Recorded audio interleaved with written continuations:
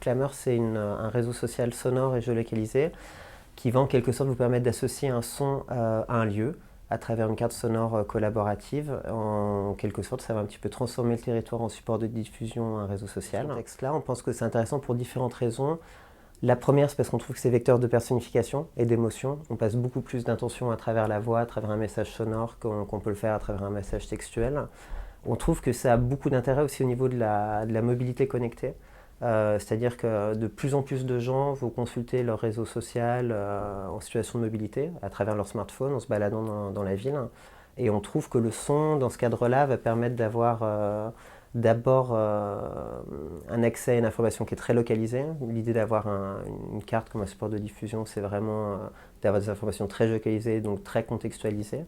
Et la seconde chose, c'est que le son va vous permettre de vous détacher de votre outil, donc du smartphone, et vous n'êtes plus en train de lire un texte, de regarder une photo, de regarder une vidéo, mais le son va vous permettre plutôt de vous immerger en vous détachant de l'outil dans le lieu que vous êtes en train d'explorer. On a aujourd'hui un positionnement qui est, au départ, on est parti sur vraiment une forme de réseau social sonore. Aujourd'hui, on a une offre qui se développe en B2B pour des grands comptes, notamment pour la SNCF en ce moment.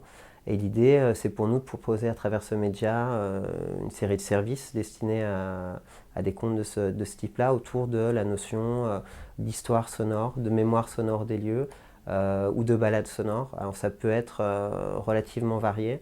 Ça peut aller de quelque chose où on va, à travers un réseau d'utilisateurs, encourager les gens à créer de l'information locale sur des lieux qu'ils pourraient raconter de manière un petit peu intimiste.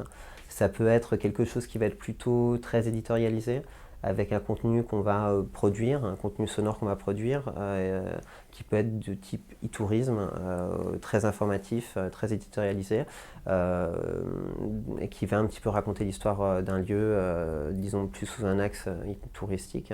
Et le dernier volet, c'est quelque chose qui est, disons, plus poétique, ça va être la notion de mémoire sonore des lieux.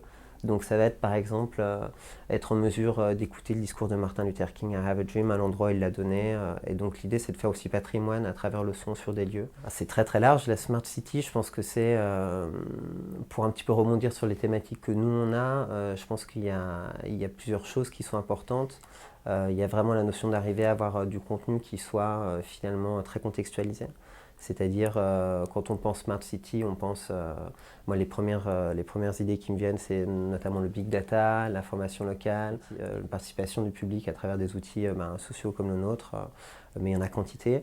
Et l'idée, c'est de vraiment pouvoir rendre, et nous c'est ce qu'on essaie de faire à travers cette carte finalement comme support de diffusion à un réseau social, on essaye de rendre finalement les lieux plus intelligents, donc ça rejoint vraiment cette notion d'information très contextualisée.